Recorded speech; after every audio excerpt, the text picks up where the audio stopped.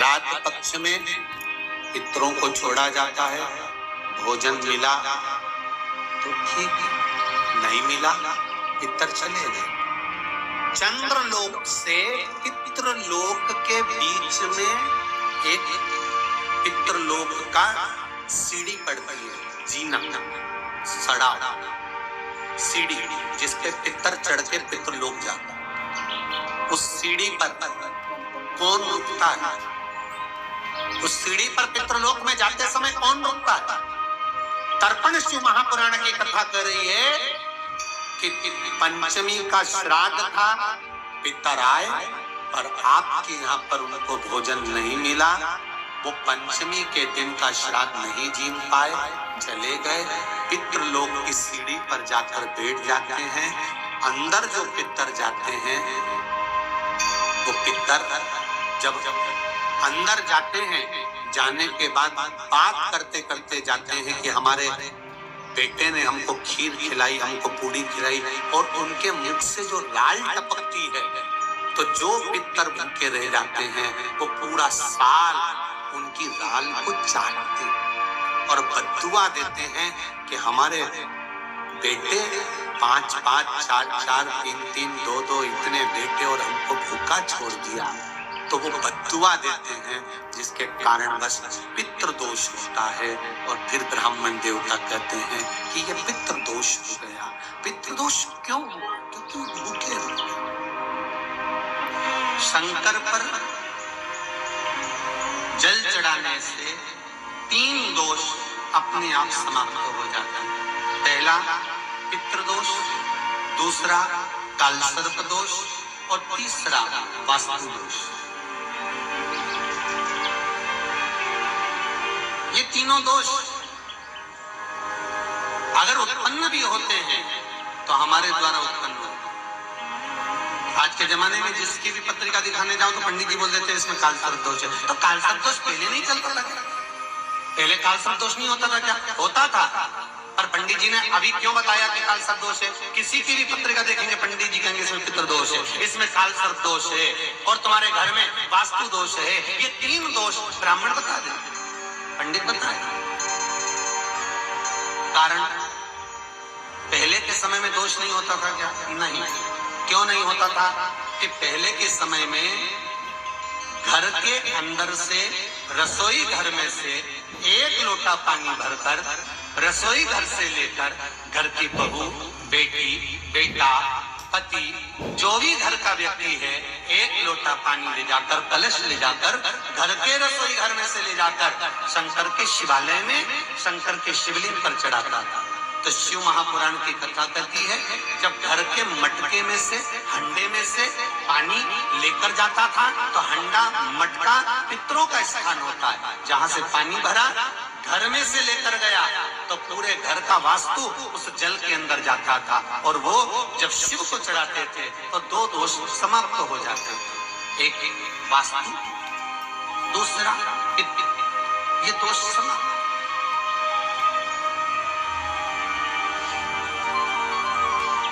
तीसरा दोष कालसर्प दोष कहां से आया?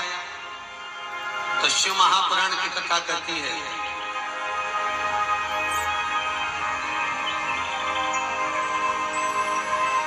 जलंधर की धर्मपत्नी वृंदा को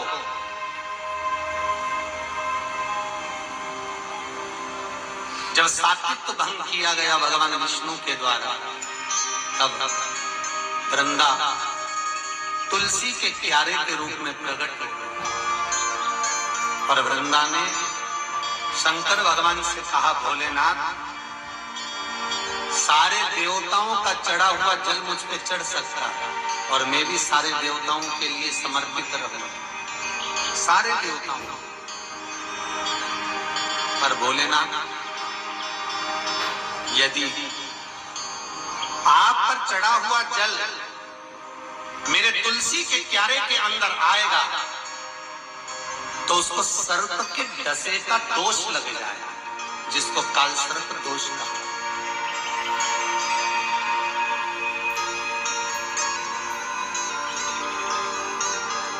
जिसको कालसर्प दोष, इसलिए हमारा हिंदू धर्म कहता है कि भगवान के स्नान का जल दूसरे वृक्षों में डालना चाहिए, पर तुलसी में नहीं डालना चाहिए। पहले के समय में घर में बगीचा बड़ा होता था तो लोग जल को ले जाकर वृक्षों में डाल देते थे। आज के जमाने में ले दे के केवल एक तुलसी का पौधा मिलता है, जो भी भगवान को मिलाया ले जाके तुलसी में डाल दिया।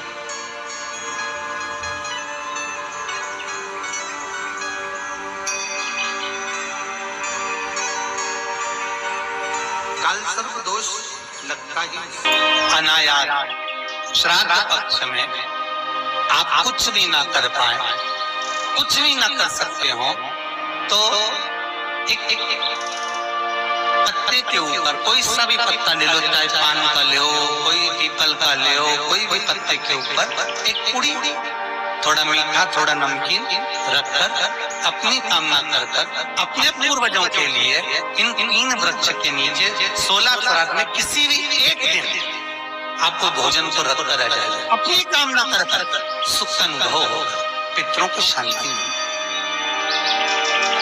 3 वृक्ष पितरों के तुल्य हैं। पहला जम के बोलिए पीपल, दूसरा वट वृक्ष, तीसरा बेलपत्री का वृक्ष। 3 पीपल के वृक्ष में 52,000 ब्राह्मण एक साथ निवास करते हैं, इसलिए पितृतुल्य। वट वृक्ष ब्रह्मा जी के मस्तक से बना, इसलिए पितृतुल्य। और बेलपत्री का वृक्ष माता पार्वती जी के अश्रु से बना। जब आंसू गिरे थे माता जगत जननी जगदम्बा पार्वती के, उस समय पर पितृलोक में हलचल उत्पन्न हो गई थी। हमारी नातिन की आंख में आंसू कैसे आ गए? मैनावती की पुत्री है,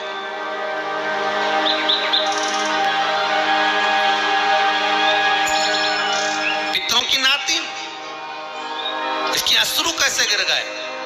पार्वती जी ने कहा ये आंसू नहीं, मेरा पुण्य भाग प्रकट करती हूँ बेलपत्री के रूप में। तो पितरों ने वर दिया था कि ये बेलपत्री का वृक्ष हमारा आशीर्वाद है, इसके नीचे अगर कोई दीप लगाता है, शिव को स्पर्श कर चढ़ाता है, उसके पितरों की शांति होगी। हम स्वयं उसको आशीर्वाद देने के लिए पधारे।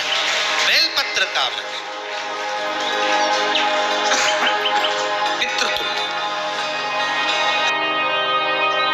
महाराज।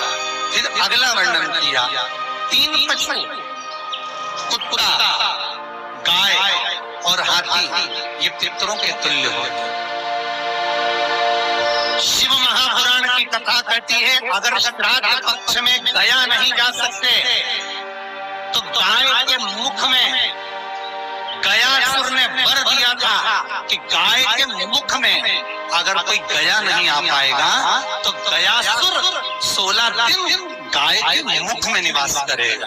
और गाय के मुख में श्राद्ध के समय पर अगर कोई रोटी देगा, श्राद्ध के समय पर जो भाग देगा उसको गया जी में पिंड करने का पुण्य फल प्राप्त होगा। ये गयासुर का व्रत गौ माता के लिए।